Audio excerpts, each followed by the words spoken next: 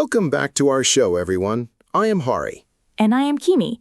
Today, we are diving deep into a legendary piece of gaming and comic history, the Halo graphic novel, released back in 2006. Yes, this was a monumental release.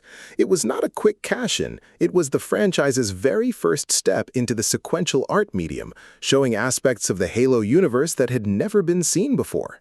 And what makes it so fascinating is the behind-the-scenes struggle to get it made. Microsoft and Bungie wanted to expand the franchise, and sequential art was of interest. Eric Troutman, Microsoft's head of franchise development, actually put together a draft comic written by John Nee Reber and illustrated by Adi Granov. But here is the catch. Bungie disliked that draft and Troutman's team. They wanted to choose their own writers and artists. Pete Parsons, Bungie's studio director, dreamed of hiring comic legends Alan Moore and Joe Kubert. Can you imagine Alan Moore writing Halo? That would be spectacular. Troutman was highly skeptical that such high-profile creators would agree, and negotiations failed. But Bungie did not give up. Right. Lorraine McLeese, a Bungie artist, suggested they finance and edit the graphic novel themselves before even finding a publisher. This let them maintain control without outside corporate intervention. That risk paid off. Maria Paz Cabardo, a comic veteran and lead designer, helped Bungie connect with a dream team of artists and writers they admired, including British comic artist Simon Bisley and the legendary French artist Jean Moebius Giraud. Bungie was boosted by seeing their characters realized by their personal comic book idols. They drew story ideas from their franchise story Bible, seeing the novel as a way to fill gaps and expand their bigger stories off camera. Executive producer Brian Giraud explained that they wanted to move away from Halo's central figure, Master Chief, and focus instead on the core themes of the universe. To get it to the public, they eventually pitched it to Marvel Comics due to Marvel's passion and reach. They worked alongside Marvel's director of development, Ruwan Jayatilake, to assist in distribution. Now, let's discuss the contents. It is a 128-page anthology of 4 short stories, plus a gorgeous 26-page art gallery featuring contributions from Bungie and outside artists. Each story has an introduction by its creators. Let's break down the first story, The Last Voyage of the Infinite Sucker. This takes place during the events of the original game, Halo Combat Evolved. It follows Covenant Special Operations Commander Artas Vadami. Yes, Vadumi and his team respond to a distress call from an agricultural ship, the Infinite Sucker. They expect humans, but instead find an outbreak of the parasitic Flood. The Flood are dangerous because they absorb the knowledge of those they infect to escape imprisonment. Vadumi has to fight through waves of Flood, including the reanimated remains of his own fallen soldiers. In a grim but heroic move, he plots a course straight into the system's sun to destroy the ship, escaping as the sole survivor. The story was written by Lee Hammock with art by Simon Bisley.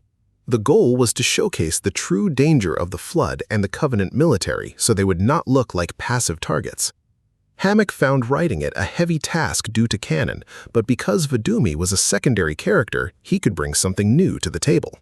Moving on, we have the story Armor Testing, which is set shortly before the events of Halo 2. It features a lone Spartan putting a new version of the Mjolnir-powered armor through intense tests, dropping from Earth's atmosphere and engaging in mock battles against UNSC Special Forces.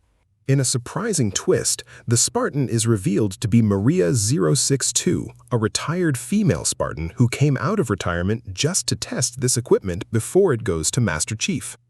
The concept was inspired by Ben Rich's memoir, Skunk Works, about testing military projects at Lockheed.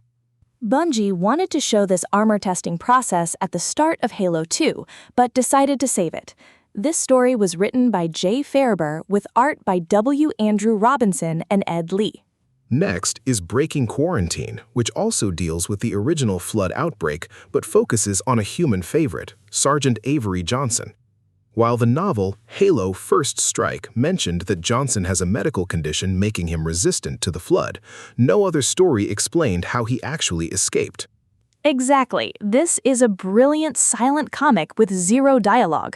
It features only weapon sound effects rendered in Japanese.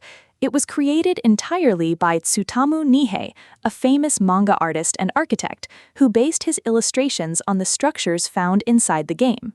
The final story is Second Sunrise over New Mombasa, set during Halo 2.